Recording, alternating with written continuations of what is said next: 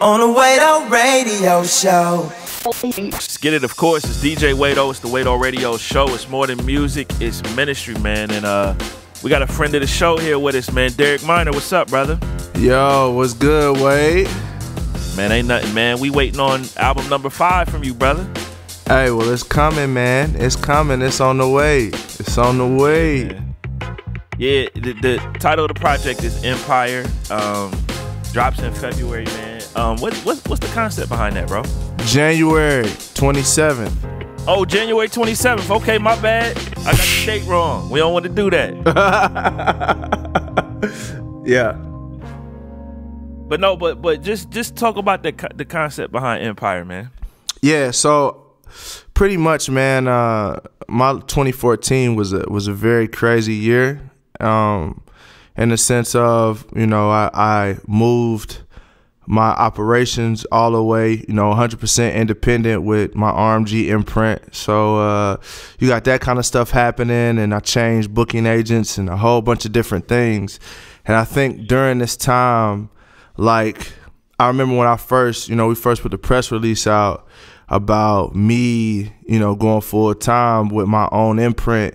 Like, it was it was scary. Just being honest, because it's the first time in about 4 years that I would have total control of my career. So I think the tendency with that is to say, man, I'm about to go in and kill the whole game and really build my own little empire and kingdom on earth. And I think that's all of us, whether you're a dentist or whether you work at a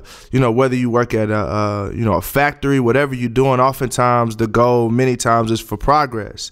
And I think it's just redefining progress is really what I think empire is about. And I think, at the end of the day, like, if when my life is over, only thing you can say is, man, Derek sold a ton of records, then I think that I failed, honestly, because that, like, the standards change. I remember back when I was growing up, everybody was going platinum. Now, to go platinum, you like Michael Jackson almost, you know what I'm saying? Right. So the standards of what's good as far as record sales and performance, like, those change all the time. But one thing that's always here forever is that there's people that need Jesus. And if I change if I introduce them to ideas and concepts and God who would change their life, I think that's an eternal impact, and that's something that lasts forever. So you're going to hear that theme woven throughout the whole project. It's just that idea of forever and not putting your faith in temporal things, but putting your faith in things that are eternal. It's good, bro. That's good, man. Yeah. Obviously, man, I've had the pleasure to kind of work with you in, a lot of different capacities over the years, from close to the start of your career. Yeah. And I'm curious at this point, kind of hearing you talk about Empire and, your thought process behind it. What defines progress for you? Because obviously people can look on the outside and say, man, like, Derek has a much bigger platform, so to speak, than he had when he started out. So, that's a form of progress. You got a family, you got kids, that kind of thing, man. But for you, like, when you go to bed at night and you're reflecting on your day, or, the start of a new year, you're reflecting on your year. Yeah. What can you look at and say, man, like, I really made significant progress, during this time period? You know what? That's a very interesting question. I don't know, like, I don't think a lot of people know this about, and I think I'll go back. It's a very interesting question, man. I think if you would have asked me that question about a year ago, maybe even 2 years ago, the answer probably would be significantly different in the sense of progress. Oftentimes for me had entailed becoming this better artist and becoming this better artist or this mogul, or, I've always been very entrepreneurial as far as my mindset. But I think, man, like, if you go back even before Minorville, I tore my Achilles tendon between I think 2012, like I tore my Achilles tendon. My mom had cancer. Last year, my dad passed away. My aunt passed away. My sister passed away. I had some business stuff go really, really bad. And I had some people hurt me really, really tough there. And I mean, it was really, really, really, really bad. But through all of that, I think my definition of success has changed, because, like, honestly, my definition of progress for me is to put out the most honest, godly, and good material that I can, but at the same time to just really enjoy my family and my friends, like, and to enjoy my family, bro, because life is so short. It's like 1 minute everything is good, and then the next minute it could just flip upside down. So for me, I just want to make music with my friends. Like, all the artists that's on my label, they're friends. They're not artists. Like, I've been knowing B. Cooper since I was 16 years old. Me and Chad and Canon, we all were being discipled around the same time. Tone's been a brother of mine since about 2006. So it's like we all have deep, deep roots. Daraj, me and him just talked not too long ago about his engagement and just all of that. Like, we're building strong relationships. And I've, like, just being real, just looking at the music industry, I'm just not really super excited about wanting to be an industry dude. It's really, for me, is, can I take care of my family? Can I make music with my friends? And can I enjoy my family? And can we do that together? Like, creating jobs for my friends. Like, that's ultimately my idea of progress. That's dope. That's really dope, bro. Love that, man. How would you describe your current mindset as an artist post Reached Records? You know, just the artistic side of you. Man, it's not really much different. The main thing for me, I think my artistic mindset has always been to make the best music I can make and to top the projects I've done in the past. So there's no difference here. I mean, for me, it's always been to be better and to make better music. So I wanted Dying to Live to top Redemption. I wanted Minorville to top Dying to Live, and I want Empire to top, Minorville. Like, it's just always progressing and getting better and getting better. And then also making music that I feel is honest. And that's pretty much been my MO from day one. So not really a whole lot has changed there. Yeah, that's good, man. You I saw the track listing. You put the track listing out recently, man, and one of the names that jumped out at me a lot was Colton Dixon. Yeah. Man, I'm just curious, man, how y'all linked up to do music, bro. That's a funny story. I mean, it was really kind of easy. Like, last year, I was blessed to be able to go on Winter Jam, and it was Colton Dixon, Lecrae, 10th Avenue North, Plum, TFK, Newsboys. I mean, Ever Found, Loving the Outcome. It was just like, it was this huge tour. It had to be like 10 acts on it. And it's crazy because I would see people camping out like 6 a.m. trying to get in first person in line. And every night it was just arenas after arenas and 10,000 people, 12,000 people. And the thing with Colton, during one time, Lecrae had some other stuff that was happening. He was going to miss a leg, or actually I think just one date on the tour. So I got the opportunity to hop on Colton's bus. We had been building, me and his bass player, Devin had been building. So, it was like, man, just hop on our bus. And, man, I hopped on there, man, and it just, throughout the whole tour, one thing I can say about Colton is he's a very consistent dude. He's the same dude on stage, off stage. wherever you see him. He came to my crib. We went and ate at this burger spot around the corner from my crib. But he's just the same guy the whole time, and I think I just respected that about him, and I respected his music. Like he's the type of artist, and this is very rare now, but he's the type of artist that doesn't need auto-tune on his vocal. Like he would hit notes on stage, and even on Winter Jam, he did the background part for Lecrae, and he did he did the high part that Andy did, and it was just, I mean, effortlessly. Like, dude he's amazing. Like, I see why he was on American Idol. Like, he has that voice, and then just he's a cool dude to hang out with, man. I just really enjoy my time kicking it with him. So the record I was like, Colton, man, let's do something. And he was like, bet, I'm off tour, let's get together. And we literally really, to be real, we did about 3 hooks in 6 hours. Yeah, but I've decided on this one. I really, really liked it, and yeah, it was a cool process, man. It's good, bro. It's good. How's it been working with E1, man? That was kind of a big deal, when you guys announced that partnership, man, on this project. E1 is great.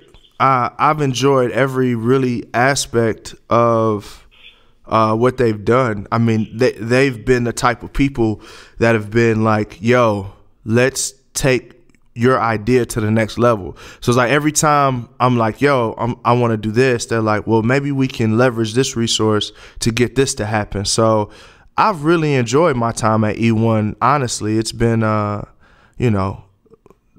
whole team has been super, super accessible. So, and they're knowledgeable too. Like, this is what they do. Like, this is what E1 does, is distributes music and puts it out well. So I'm super excited to see what's gonna happen in the future. Yeah, that's good, bro. You plan on doing like your own tour this year? I know that's been something you've talked about, a bit, man. So I don't know if this is the time you jumping out there like that, or what your thoughts are. Absolutely. Well, in March, myself, Propaganda, KJ52, and DJ Morph are going to go on the road for several dates. So I think that's going to be a fun tour. And then with goal, hopefully for me, to also do an Empire tour later in the year. So I'm trying to tour often, actually. I feel that. Yeah, man. Yo, man, how's Canon doing, man? I kind of wanted to knock a lot of the Empire stuff out before we talked about his situation. But yeah, man, just I know a lot of people been praying and obviously donating and just keeping him in prayer, man. But just how's he doing, bro? Canon's one of the toughest people I know, man. Just being honest. I mean, the dude fell from like 40 feet. So, and I mean, right now, pretty much he's recovering, and he's preparing for the recovery that's gonna lie ahead. I mean, he's doing very, very well though. I mean, he's super duper tough. He's like Wolverine. So that guy he's that boy Wolverine. That bug is Wolverine, dog. He's super tough, man. And as tenacious as you hear him with his music, I mean, that's the same type of personality he has. He's just very strong-willed and very strong-minded, and I'm super excited for him. Obviously, when someone sustains the type of injuries that he sustained, it gets disheartening at times. But the guy is tough as nails, and considering what he's been through, I think his spirits have been really, really, really, really well, and he's very motivated right now. So, I mean, just keep him in your prayers. Obviously, like, we all need prayer, but just keep him in your prayers that he recovers fast and uses that Wolverine healing power to get back fast as possible.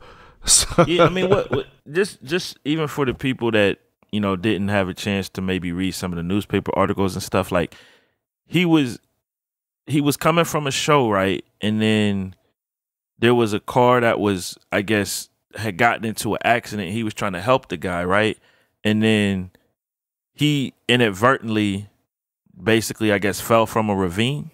Yeah, so pretty much what happened, they were driving and the car flipped in front of them, and it was upside down, and they were trying to get a guy out, and that guy, I guess, you know, in the efforts of them trying to get him out of the car, there was a big drop, and I don't think, you know, it was late night, dark, it wasn't lit very well, so he fell off of the side of it trying to help this guy out, off of the side of the little bridge or whatever, and fell like 40 feet. And the crazy thing is, it wasn't just like at the bottom and it's just like flat ground. It was, you know, it was a creek on one side, and then there was you know, rocks and debris and trees and stuff on the other side, and he literally fell in the only place where there was flat ground.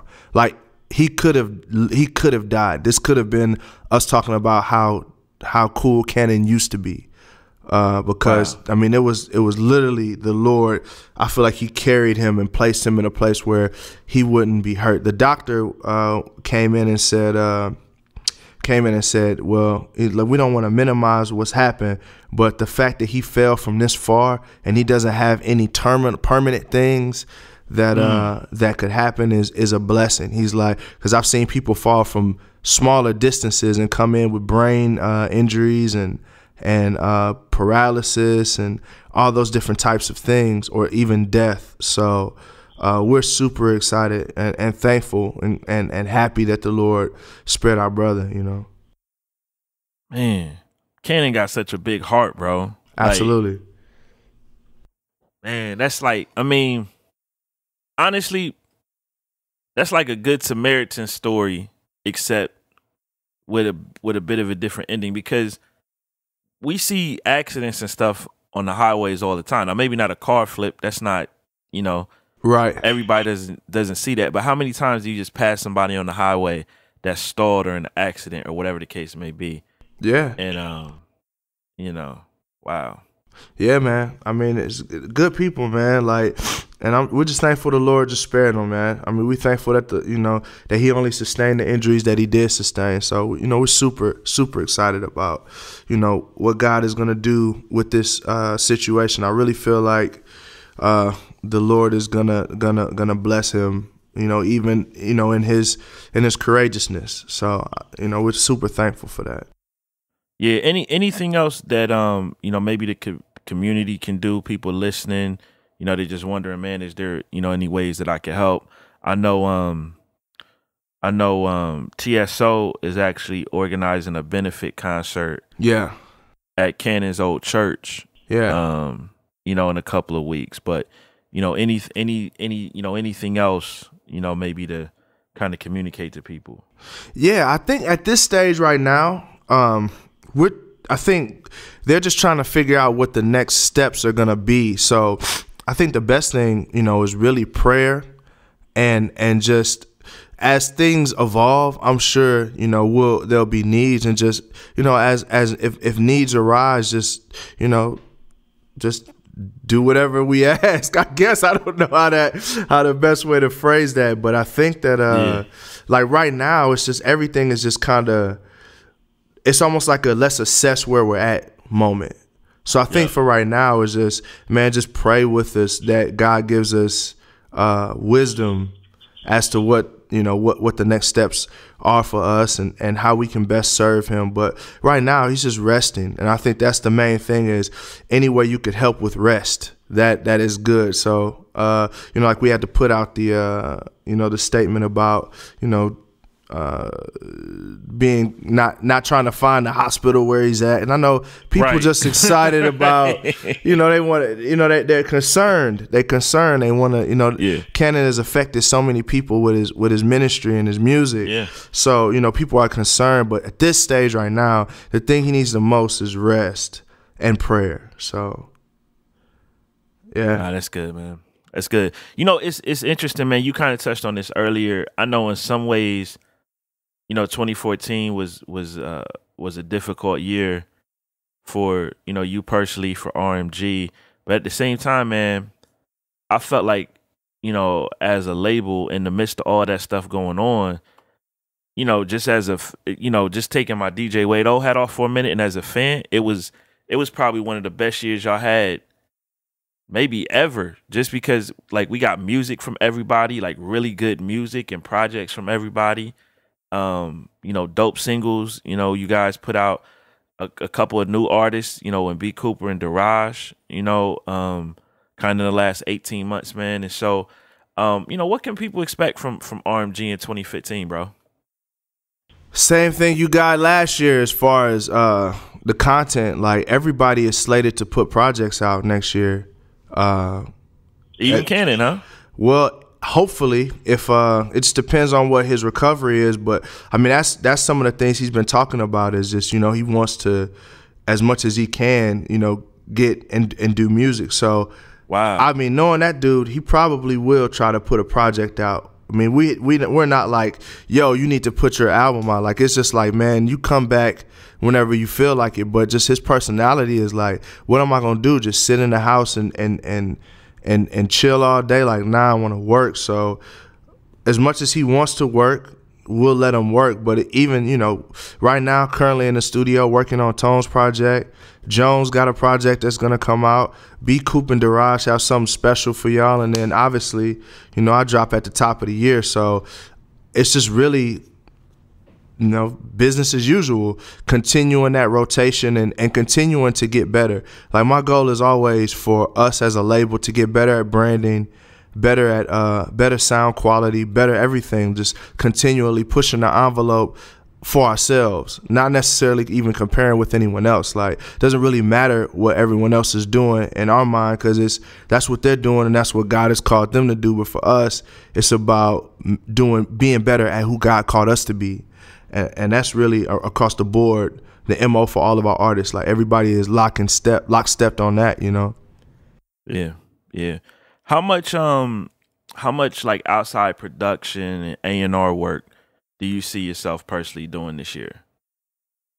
I do as much as the artists want. Like, at RMG, the goal for us is not necessarily to create carbon copies of me. So Tone's album's not gonna sound like Empire, and Chad's album probably not gonna sound like Tone's album. It's just, I want to take what each artist does individually and let them have their own uniqueness and run their own lane. So if an artist is like, you know, Derek, I'd love for you to A&R my project, then it's like, okay, well, let's do it.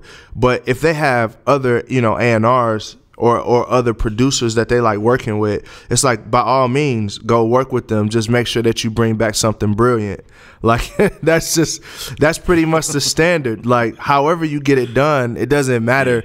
Like, if I produce the whole album, or if I don't produce any tracks on the album, long as the album's good, it's about that album being great and that album being what the artist intends for it to be. So if I can lend my expertise to do that, then yeah. But, you know, right now, Tone's album, that's pretty much what I'm doing, is sort of overseeing his project and A&Ring it and helping with production and making sure that, you know, he's able to get the best project that you know, that he envisions in his mind and in his heart. And you know, we came together, and that's how that works. So, but, you know, you never know. Chad may want that. Chad may not want that. In the end of the day, I don't really even care. It's just really just about the music, making sure that the music is dope, you know. But, you know, I hope to be involved in every project as much as I can, though. Yeah, yeah. How challenging is that, man, to strike that balance? Because you do see situations where, you know, when an artist or a producer that kind of has their own thing going is involved in other people's, it almost becomes like an extension of, you know, the more established artist brand in a sense, man. And it seems like you've kind of, you know, come to a place in your heart where you've been able to strike some balance there. Yeah, it's hard, man, because the thing about us as human beings, period, when something works, we do that over and over again. So that's just who we are. So if oftentimes we're like, if something works for the flagship artist, it'll work for all artists across the board. And that's not necessarily true. So for me, I think myself, it's just been approaching every album how I approach my own albums. Like, if you listen to every album I've had, from Blackout to all the PSA mixtapes to now, they all have a different sound. And that's because I feel like I almost look at albums like movies. Like, you can't have the same plot over and over and over and over again. It begins to get boring. So I look at each project almost like a movie, and what's the character development going to be on this project as to the other project. So with an artist, with a diverse of roster as we have, like all of our artists are very diverse, I can't apply what's worked for me across the board for all of our artists, because it's not even logical, because they're too diverse, and they're not really the same type of artist I am. And I have to respect that. And I have to respect that. And I think that oftentimes when it works good. Like, a prime example would be, you look at Young Money, like Drake, Wayne, Nicki, Tyga. They're all different types of artists, and they're all running their own different lanes. And you don't listen to Drake and be like, oh, he's just a carbon copy of Nicki Minaj. Like, they're all different types of artists. And I think the reason that's good, I think that if you were to try to make Drake be Lil Wayne, you wouldn't have the Drake you have of today. You know what I mean? Oh, that's good, bro. Yeah, so I just feel like it's just a better option to just let guys be who they are, and just to try to take what they have and make it, and take what they have and just make it better. Yeah. No, that makes sense, man. Let's real quick, man. I want to talk about a couple of the singles that you've released. Yeah. From Empire. Walk us through the creation of Who You Know, man, because that's a big record, bro. Like, I've DJed a few events since that's come out, and even when it first came out and people hadn't heard it, like, it was still getting like a reaction from people. Yeah. You know? So I knew. But man, just walk us through the creation, man, because I've heard people try to kind of say that, you know, you were copying the Atlanta style or copying Future in that. And man, I just want to, you know, just hear your thoughts, man, in terms of like how that record kind of came to be. So, number one, like, as far as copying, like for me, just honest to goodness, when you look at every artist, all artists are influenced by something. Like, so yes, does it have an Atlanta influence?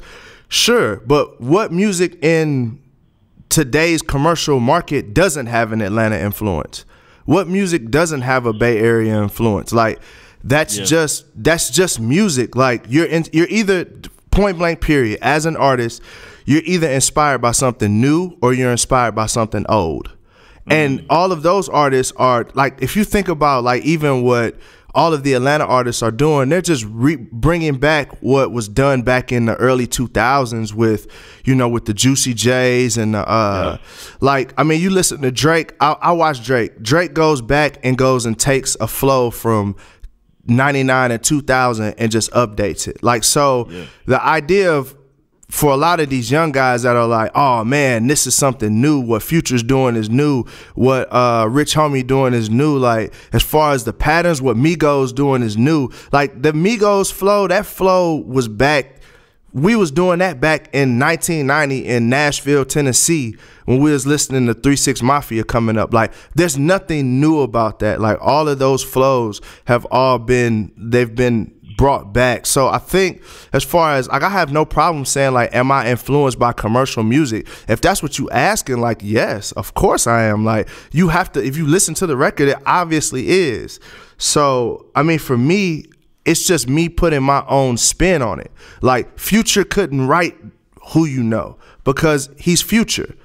Future's gonna put his own spin on it and his own personality, just like I put my own personality on that. It's just a flow pattern. It's triplets. Like, there's only so many different patterns as far as musical patterns there is, and it's just a triplet.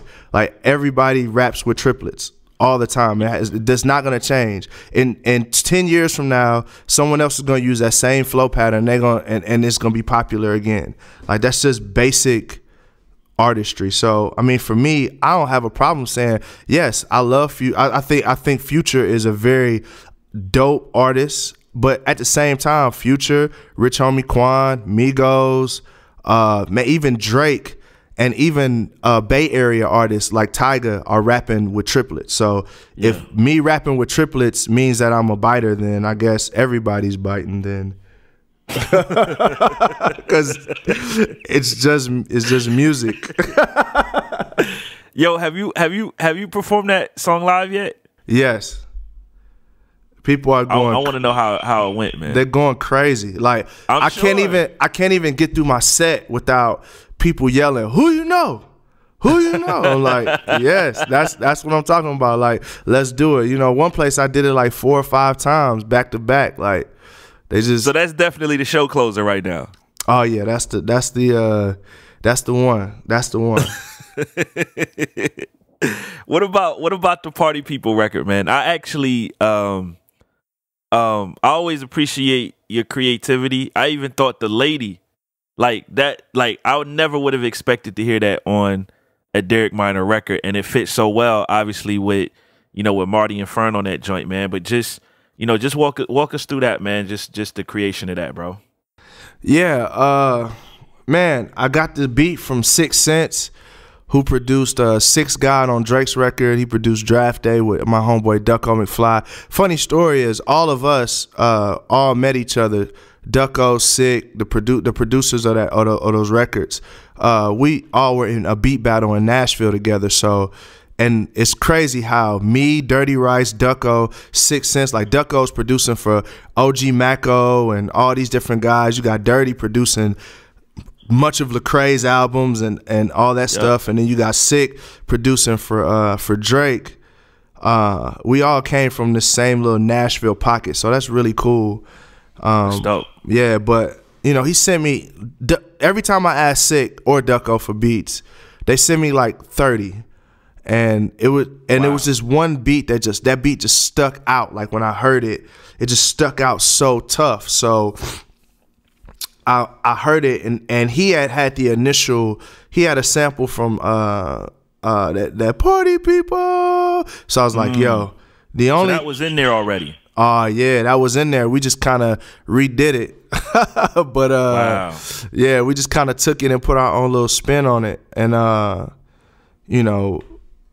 first thing I said was Social Club. Like, you gotta throw them on that. Like, they are the party animals right now. Like, they're the guys that get like, their show is ridiculous. But I remember seeing their show back in 2011 and telling Marty, like, man, just keep doing what you're doing, bro. Like, it's gonna be good for you. And I'm happy that they did. Not to say that they took my advice. I mean, they were gonna do what they were gonna do regardless. But I just knew at that moment, I knew they were gonna be something special. So, but yeah, I sent it to Marty.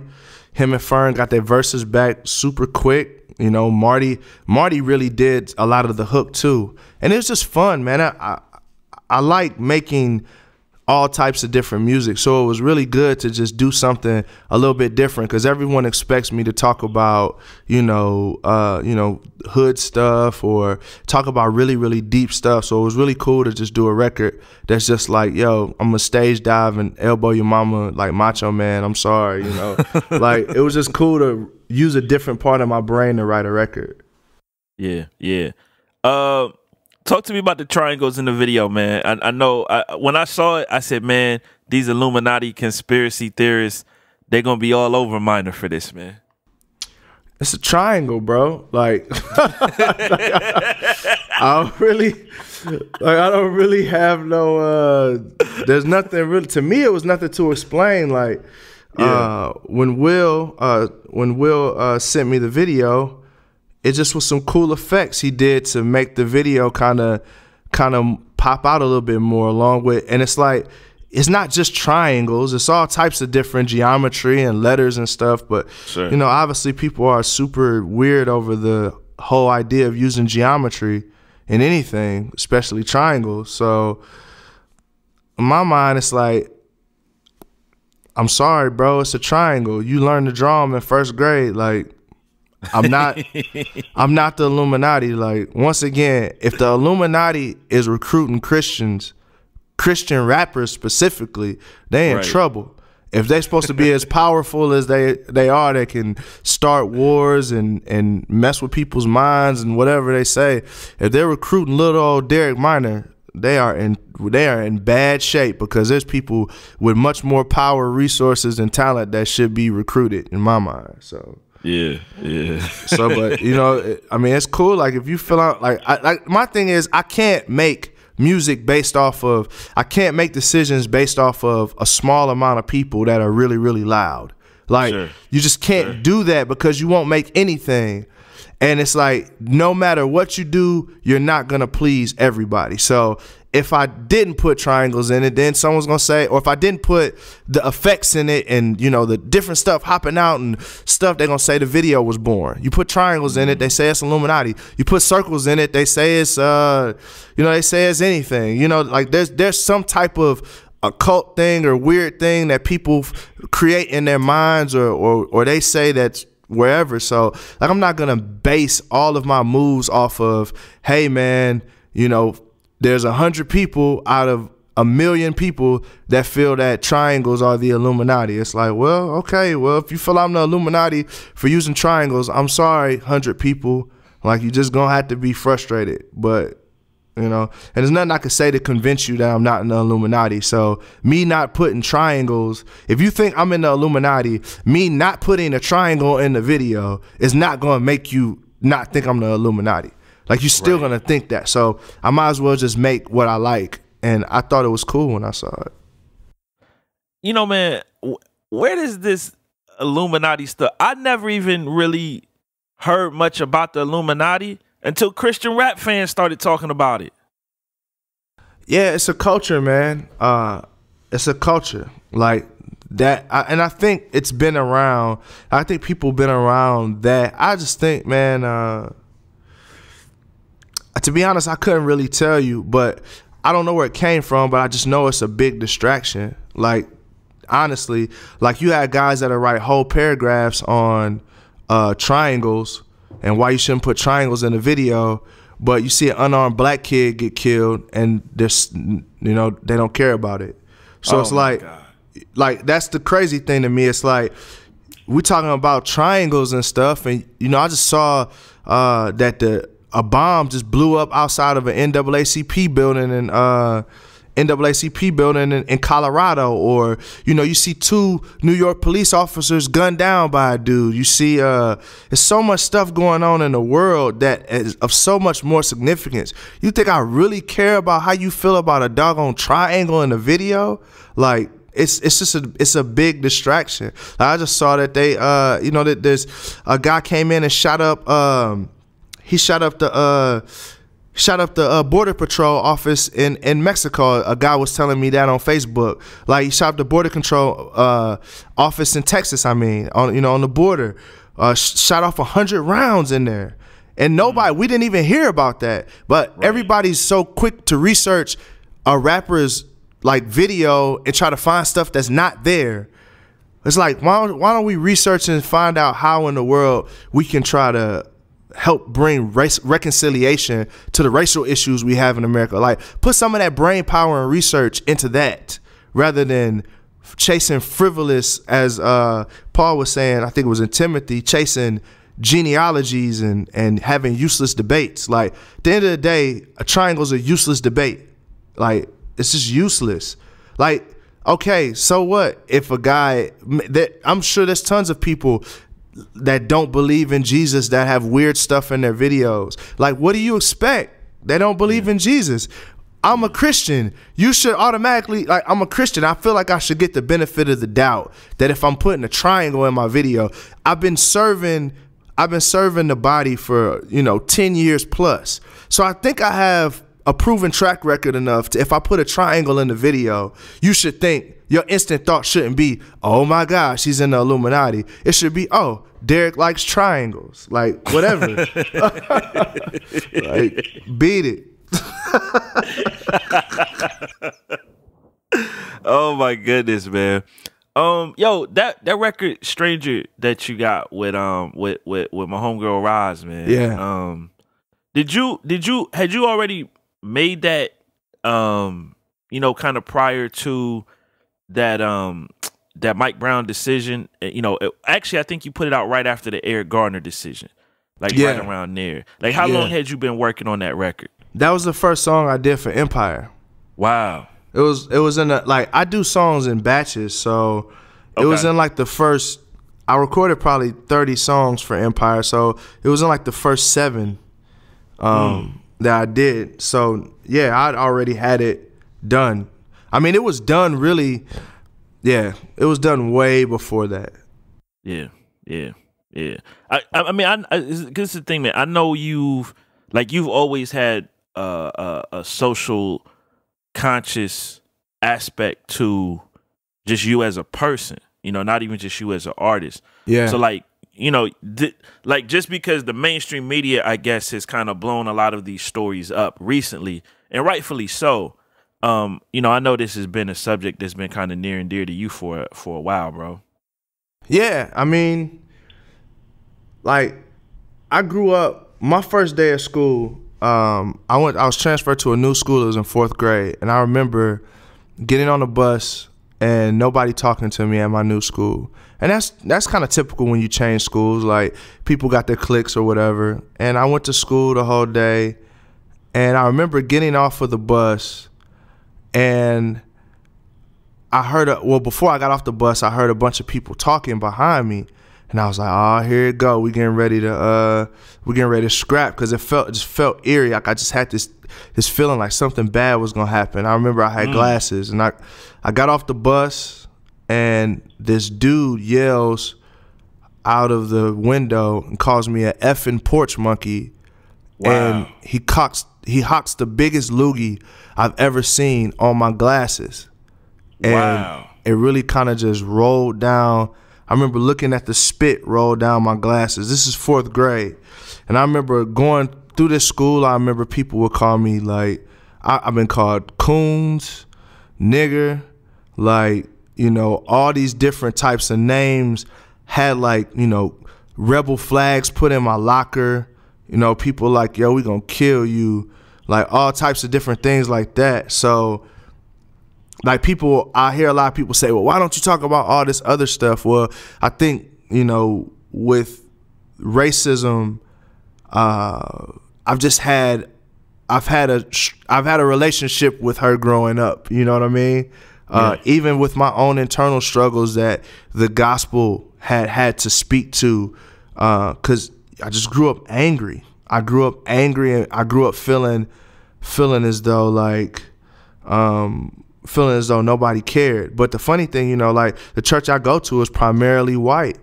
My pastor, Monty Waldron and Jeff Patton, those two dudes, man, Monty met with me every other Tuesday last year in 2014, when I was going through a lot of stuff I went through.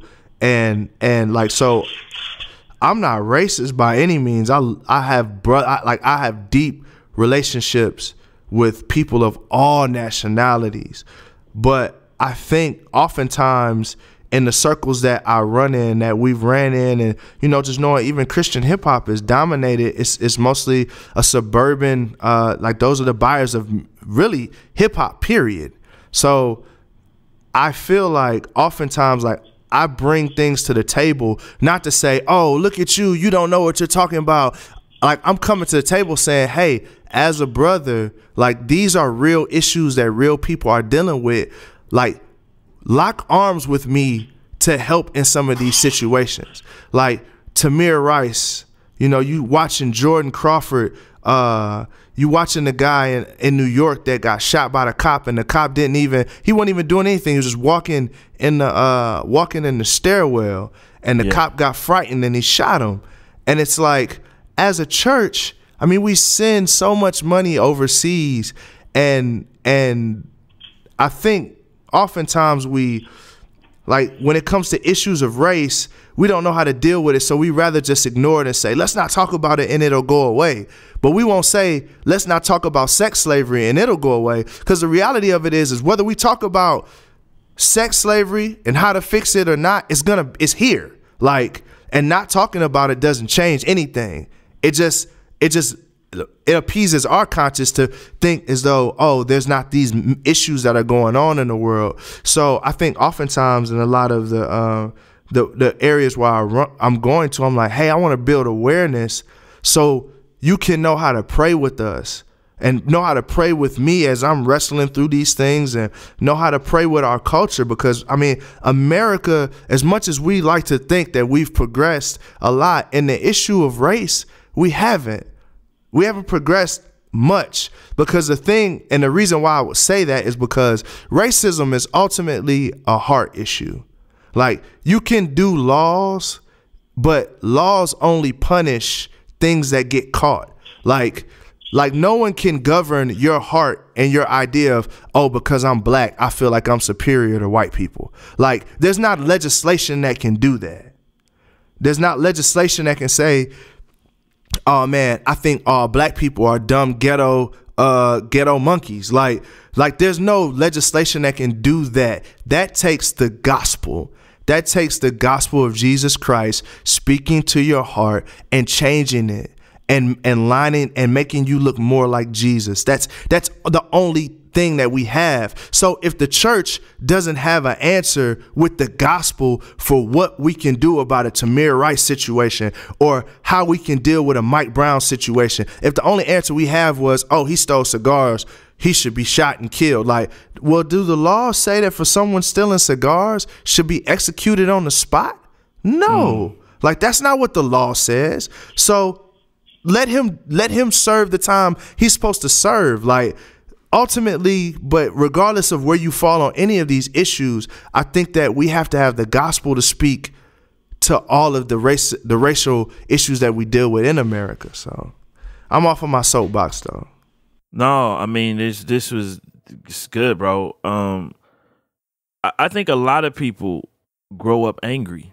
You know what I'm saying? Just kind of as you alluded to, man.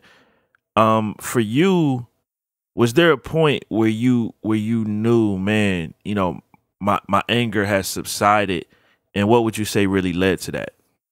Yeah, I would say, and I always go back to this, but I would say my time in Memphis with BJ and Reach Life and Lecrae and all those guys, because, you know, I had to come to grips with a lot of the way I viewed the world. Like, even with my father, like, I'm happy to say that before my father passed this year, that we had patched our relationship up and we're building something. Yeah. And anyone that's followed my career knows I've been openly adamant about my hate that I had for my dad, how he hurt me. And it took the gospel for me to see, like, yo, this dude is broken. He's not the enemy. He's been tricked by the enemy. And it's like you have grace and compassion on so many different people, and you want grace and compassion on yourself, but you can't even have grace and compassion on your dad. And it was at that moment when I saw that the gospel wasn't just a vertical thing, it was horizontal. It wasn't just me looking up to God and long as I'm good with God, it don't matter. But it's like, no, the gospel impacts horizontal relationships. It impacts how I look at the grocer. It impacts how I look at my waitress. It impacts how I deal with people that have hurt me in the past. It impacts how I deal with people that I think are evil and wicked. Like, there's things that the Bible says and that the gospel says that how we're to deal with everyone. And ultimately, it's to love your neighbor like you love yourself.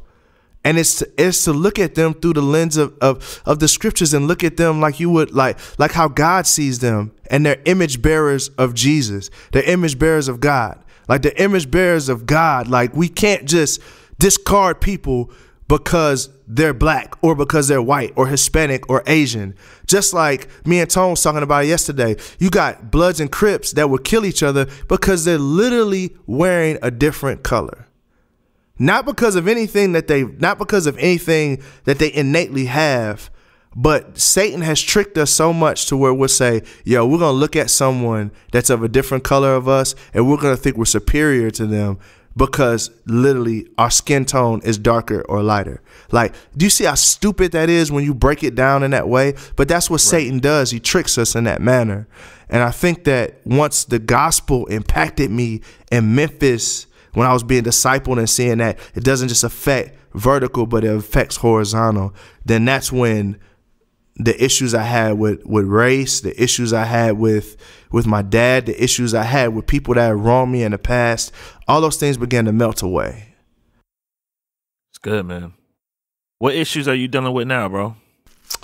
Man, I think the issue I have now, one of the biggest issues that I would say I have now, even as far as on the grace tip, is just praying for people that are just that are just mean.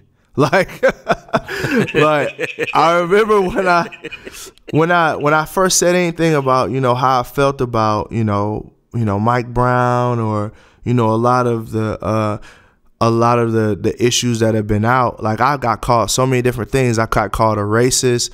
I've had people say that they wouldn't buy my music and wouldn't support me ever again.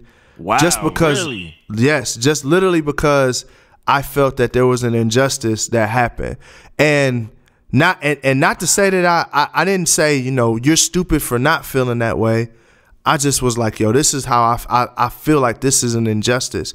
And people are like, yo, we're cool with you long as you're rapping about the stuff we like. But the moment that you don't line up with the stuff that we like, or the moment you see things a little different from me, now I don't want to support you. And I've lost all respect for you. I can't count the number of times someone's been like, I've lost all respect for you. And it's like, well, why? Because my opinion is different about this situation than you. And those are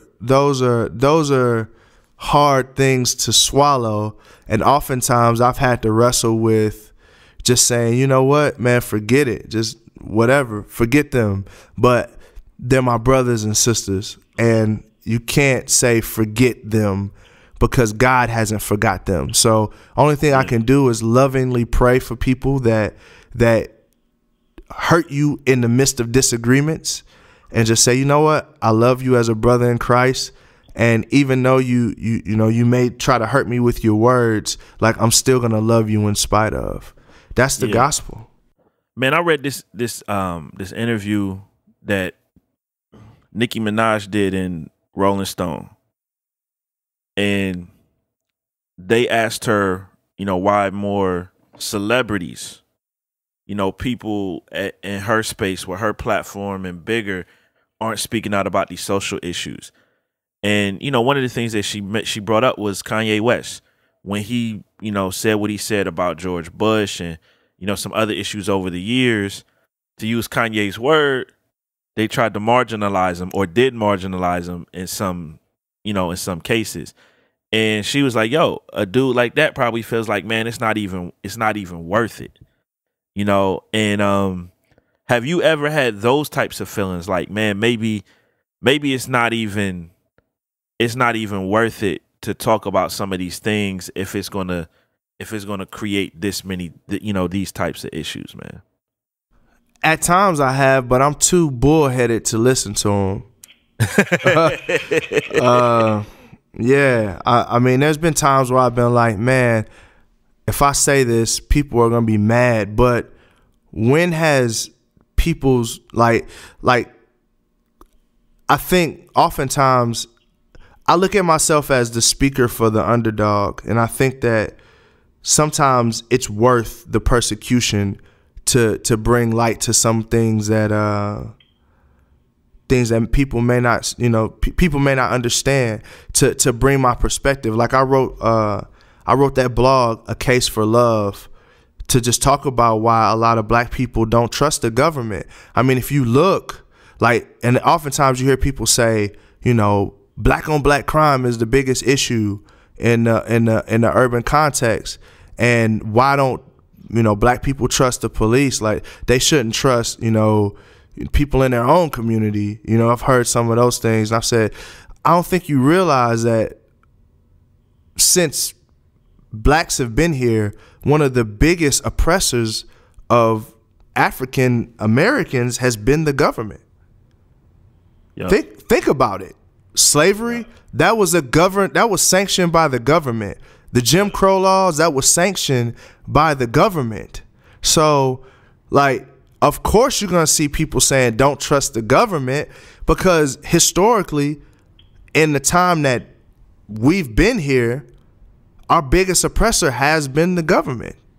So I think you can't just look at history in a vacuum, and because you've been on Earth 20 years and you think you know everything. Like, you have to look at history through the lens. You have to look at history. You can't look at it in a vacuum as what's happened in your 20 years. Like, you got to think that some of this is deep, lasting wounds, and it's going to take some time for people to grow and open up out of their shell.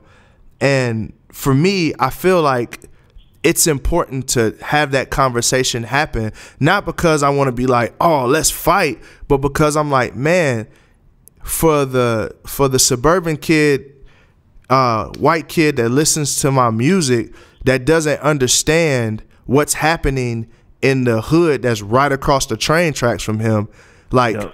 I'm one of the people they can come to and say, man, I don't understand why this dude sells dope. I don't understand why this guy doesn't trust the cops. I don't understand why these people run from the cops. Like, I don't understand that. Like, I can help you understand. Like, there's so many people that want to do urban missionary work, but they don't have any black friends.